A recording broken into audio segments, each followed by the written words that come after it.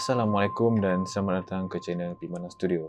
Kali ini kami akan berikan lagi 5 tempat sejarah seram di negeri Kelantan, Darul Naim bahagian kedua.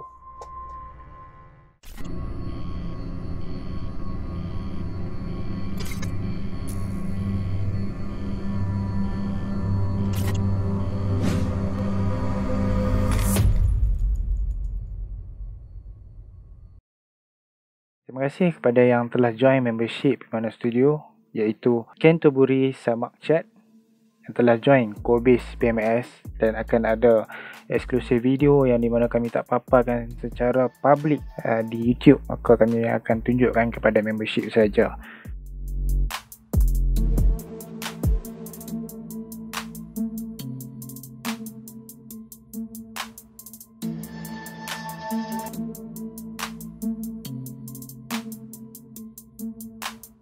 Okay, hampa boleh check it out. Dia punya Facebook, dia punya Instagram.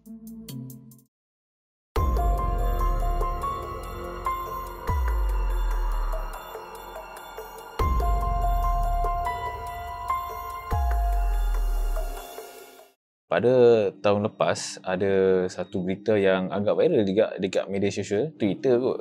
Ada di mana ada sebuah rumah mewah yang ditinggalkan bersama kereta-kereta mewah dia. Dan banyak juga spekulasi yang keluar tentang di mana tempat rumah ni berada. So ada satu dia beritahu rumah dia terletak di Ketereh, Kelantan. Menurut cerita seorang penduduk di sana yang tinggal berhampiran dengan rumah tersebut, rumah ni didiami oleh 5 orang ahli keluarga, iaitu suami isteri dengan anak dia. Semasa rumah ni dibina, dia nampak macam mewah. Kira mereka ni pun daripada orang yang baik lah, sebab banyak jiran dia macam senang lah bila nak berurusan dengan mereka kan. Kira mereka pun duduk dulu dengan aman, bahagia, tak ada apa-apa pun. So dulu suami dia ni ada tubuhkan 5 jenis perniagaan lah. Di antara perniagaan yang dilakukan dia tu, macam dia buka kedai hardware, jual pasar, dia buat perkhidmatan sewa jentera-jentera berat macam lori. So perniagaan mereka pun hari demi hari berkembang maju. Dalam 2 ke 3 tahun tu, banyak lori yang mereka boleh beli untuk orang buat sewa. Namun selepas tu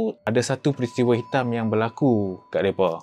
Pekerja-pekerja mereka yang mogok lori-lori pun dah mula orang tak sewa daripada banyak tersadai, tak terurus. Ada yang mengatakan punca mereka punya perniagaan tu merudum, ada campur tangan orang ketiga. Ada orang sabotage lah dia punya perniagaan tu. Kehidupan mereka dah tak macam dulu lah. So satu hari mereka berpindah dari kampung tu tanpa bagi tahu kat siapa pun. Mereka pindah sehelai sepinggang je, bawa baju je. Yang lain barang-barang mereka, rumah tu semua mereka tinggal, termasuk kereta-kereta yang mereka beli tu. Sampai sekarang terbiak lah. Memang barang-barang dia semua ada lagi. Aku simpulkan rumah ni taklah ada unsur-unsur seram apa pun. Dia just macam peninggalan itu je lah.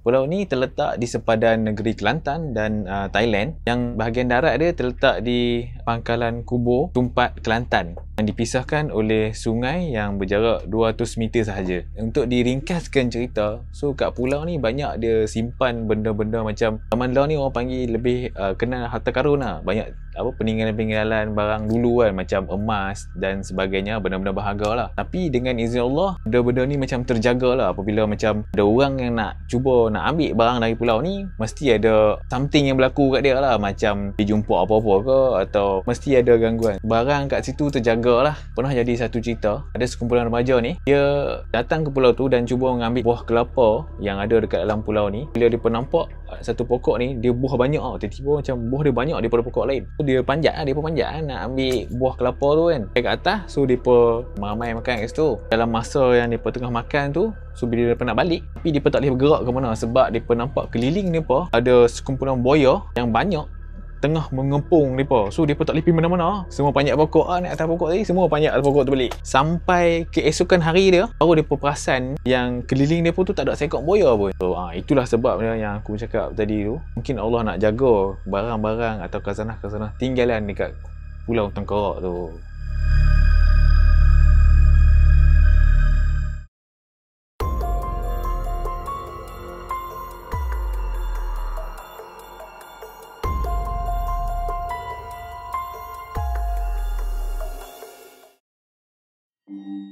Gua Musang ni dikenali sebagai kawasan jajahan pendalaman negeri Kelantan kerana tempat dia yang agak terpencil. Gua Musang juga merupakan jajahan yang terbesar di negeri Kelantan kerana separuh daripada negeri Kelantan tersebut terdiri dari jajahan Gua Musang. So, apa yang aku nak cerita ni ada kaitan sikit dengan Gua Musang ni, iaitu jalan di Gua Musang ini tu sendiri. So, ada satu cerita yang berlaku yang dikatakan jalan ni menuju ke Kuala Kerai. Pada satu malam tu, ada sekumpulan lelaki, orang, satu kereta ni. Masa mula tak ada apa yang berlaku macam biasa. So, bila mereka dah maju dalam sikit ke depan sikit, nak sampai pertengahan jalan tu dah, so, mula mereka rasa macam mereka melanggar sesuatu. Lepas tu, mereka macam tak hiraukan lah sebab kawasan gelap kan, tak ada apa pun. So, mereka buat tak tahu, lepas straight terus lah. Bila sampai satu masa ke depan sikit, mereka rasa macam mereka pula dilanggar oleh sesuatu. Salah seorang daripada mereka suruh berhenti lah. Confirm lah tak mau kan. Gila nak berhenti tempat yang gelap-gelap macam tu. Bila mereka dah sampai ke depan sikit, mereka ada ternampak macam kelibat hitam seakan-akan macam lembu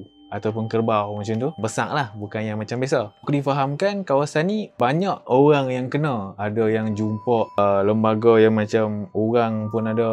Banyak lagi benda-benda yang terjadi. Kebanyakan berlaku orang luar yang masuk ke negeri Kelantan melalui jalan ini. Dan banyak juga insiden-insiden yang berlaku.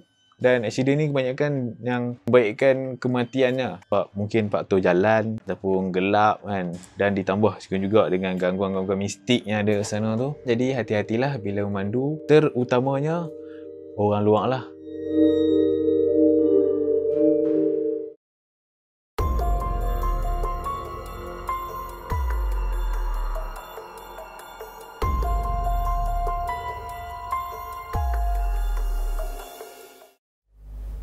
Masjid Brunei Darussalam merupakan masjid atas air terapung yang pertama di Malaysia. Masjid ni telah diwakafkan oleh Sultan Brunei Darussalam. Terletak di Danau Tok Uban atau lebih tepat di Rong Cenuk, Pasir Mas, Kelantan. Kedudukan masjid ni di pinggir Danau Tok Uban dan pada awalnya tiada orang yang tahu pasal masjid ni. Namun selepas 20 tahun pembinaan dia mula jadi popular kerana ada kaitan dengan Sultan Brunei. Dikatakan dulu tapak Danau Tok Uban ni ialah bekas tapak Empire Cermin yang merupakan negeri Kelantan purba dahulu. Ditakdirkan Allah Subhanahu Wa Taala berlakunya satu kejadian alam, iaitu berlakunya ombak besar yang menyebabkan seluruh empire ni tenggelam. Dia macam tutup macam apa ni, Atlantis kan yang tenggelam kan. So ni Atlantis Malaysia panggil. Dikatakan juga Tok Uban ni menyimpan harta-harta khazanah dulu seperti emas dan sebagainya,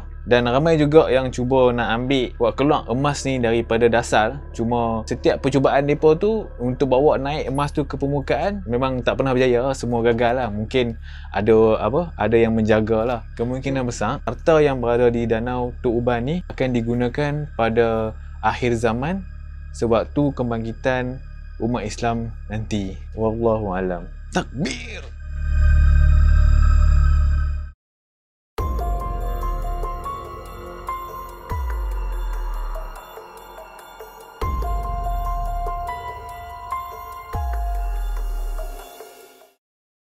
Salur merupakan sebuah daerah dalam Janjahan Kota Baru yang ditadbir oleh seorang pegawai lantikan Suruhanjaya Perkhidmatan Awam Negeri. Daerah Salur mempunyai 7 mukim penghulu dan 5 mukim imam yang telah diwartakan oleh Kerajaan Negeri Kelantan mengikut sempadan-sempadan yang ditetapkan. Ia terletak dalam laluan dari Ibu Negeri Kelantan ke Pasir Mas, Rantau Panjang, Tanah Merah, Jeli dan utara negeri-negeri di bahagian pantai barat semenanjung Malaysia. Salur ni dia ada satu laluan daripada Pasir Mas nak ke Salur. Tepi jalan tu dia ada sebuah gerai yang pada waktu malamnya kalau kita lalu kat situ kita nampak seolah-olah macam ada orang berniaga kat situ. Tapi bila di waktu siang, gerai tu hanya tinggal tapak je. Okay, dia jadikan cerita ada seorang lelaki ni, dia orang luar lah yang masuk ke Salur ni melalui jalan ni. Dia nampak ada satu kedai yang jual sate malam tu. So dia pun berhentilah makan dulu. Apabila dia dah settle makan semua, dia nampak orang ramai macam biasa. Macam kedai normal kan. So apabila dia dah settle semua makan, lepas tu dia bayar duit semua tu, dia balik kan, dia nepi tempat yang dituju. So pada esok kan tu dia lalu juga jalan yang sama. Lepas tu dia nampak kawasan gerai yang dia makan sate malam tu dah tinggal tapak kosong lah. So dia tergerak hati, dia nak berhenti nak tengok kawasan tu macam mana. So dia pun pergi dekat dengan kawasan kedai tu. Apa dia pusing kat kawasan kedai tu, dia nampak duit yang dia bayar tu ada lagi dekat kawasan kedai tu. Nasihat aku, berhati-hatilah walaupun di mana anda berada.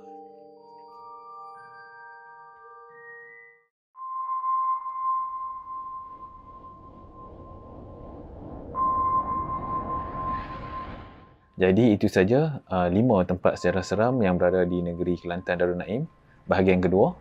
Jadi siapa-siapa yang belum subscribe lagi, boleh tekan button subscribe kat bawah ni dengan tekan butang loceng kat sebelah dia tu untuk dapat notification kalau kami update video yang barulah. Kemudian hampa boleh follow kami media sosial, Facebook, Instagram dengan Twitter. Dan hampa juga boleh beri komen mengenai video yang kami buat ni di bahagian komen. Jumpa lagi di next video. Assalamualaikum dan selamat malam.